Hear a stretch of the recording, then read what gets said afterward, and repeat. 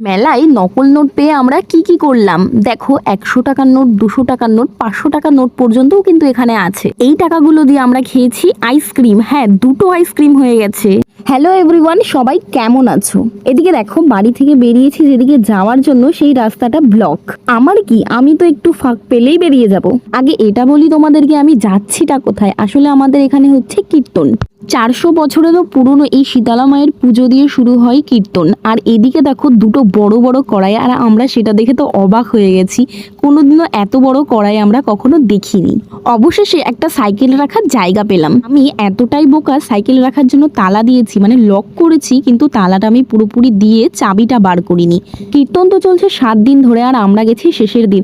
আর শেষের দিনকে অনেক লোকজন গেছে। কোথাও বসার চান্স না পেয়ে আমরা চলে আসি মেলার দিকে।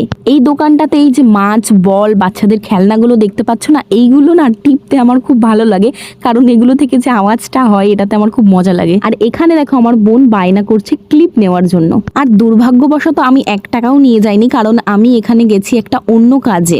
এখানে যে 100 টাকার নোট, 500 টাকার নোটগুলো দেখছো, এগুলো দিয়ে আমরা আইসক্রিম খাইনি। আইসক্রিম আমরা অনলাইন পেমেন্ট করেছিলাম। আজকের মিনি ব্লগটি কেমন লাগলো অবশ্যই জানিও। টাটা।